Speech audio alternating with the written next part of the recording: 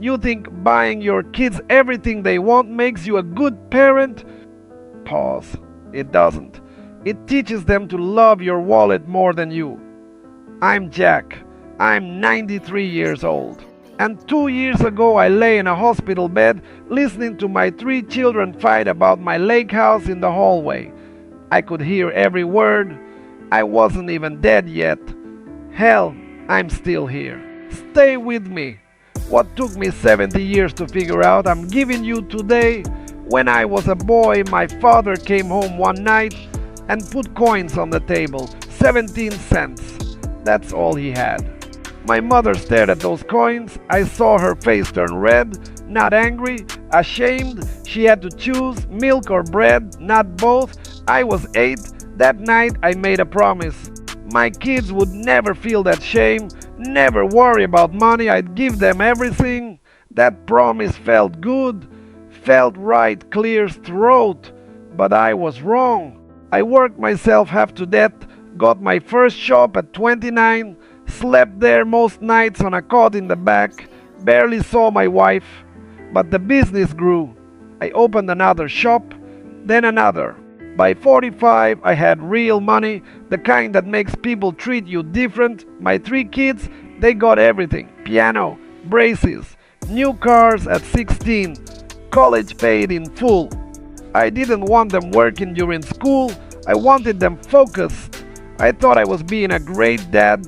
By 60, I owned 4 shops, had a big house, a cabin by the lake that I paid cash for. My oldest boy, David, ran one of my shops. My daughter, Sarah, worked at a hospital. My youngest, Thomas, couldn't keep a job, but I always helped him out when he needed it. They came over for Sunday dinner. We took trips, and whenever they needed money, I wrote the check. New roof, car payment, medical bills, whatever I could afford it.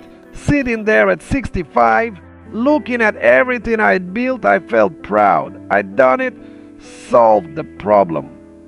My kids would never know what 17 cents on a table feels like, but here's what I missed. Pause.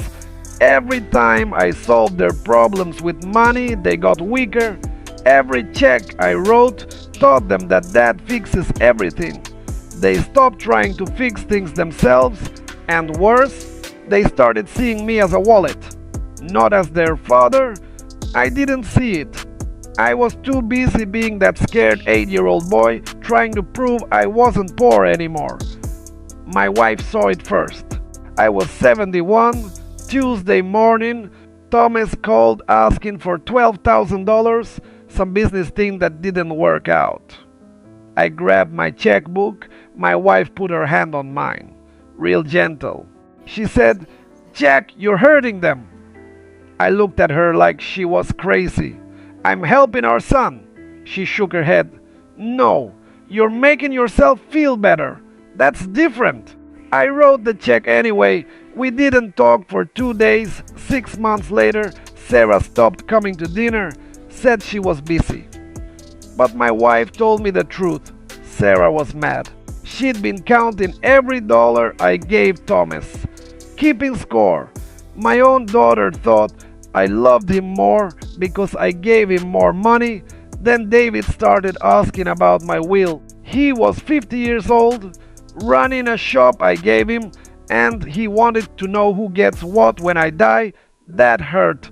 But I told him we'd figure it out later. Later came sooner than I thought.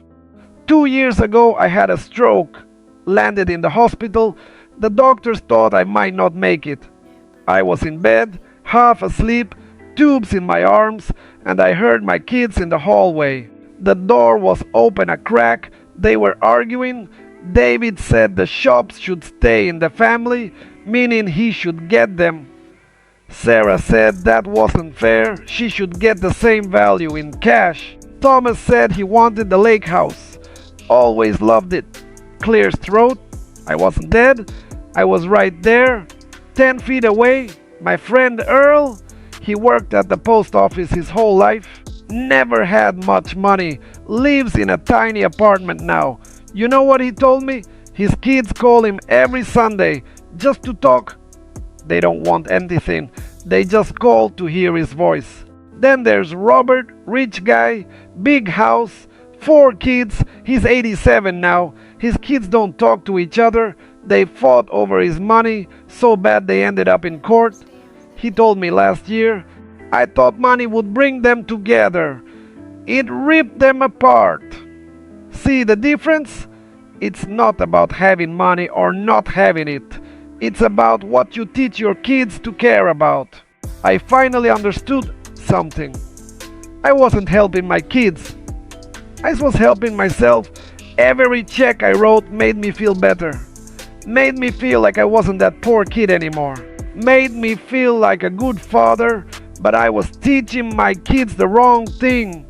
I was teaching them that love equals money, that their inheritance mattered more than our relationship, that they didn't need to work hard because dad would always bail them out.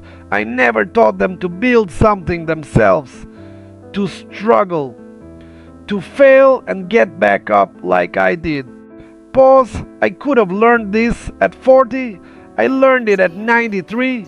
That's 50 wasted years.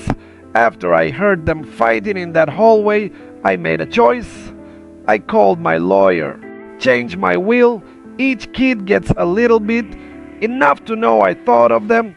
The rest going to charity, kids who grew up poor like me, the hospital, my wife's church. When I told my kids, David didn't talk to me for 4 months, Sarah cried, said I was being mean. Thomas just nodded. I think he got it, but now, when they call, I know it's not about the money. The money's going away. You think you have time to fix your relationship with your kids? Maybe you do, but not as much as you think. Every time you give them money without teaching them to earn it, you take something away.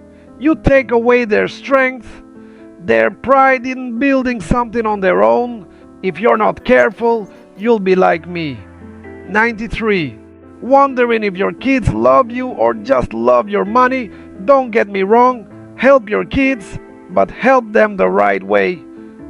Give them your time, your wisdom. Let them struggle sometimes. Let them figure things out. Let them feel what it's like to earn something and be proud of it.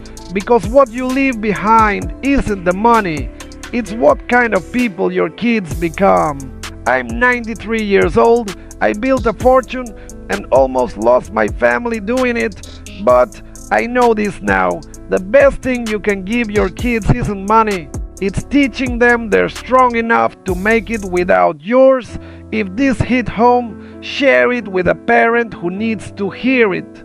Someone who thinks love means buying things. Drop a comment and tell me, what did your parents teach you about money?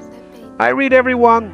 And hit subscribe, not for me, for you, so you don't end up in a hospital bed listening to your kids fight over your stuff while you're still breathing. But don't be like I was. Be better.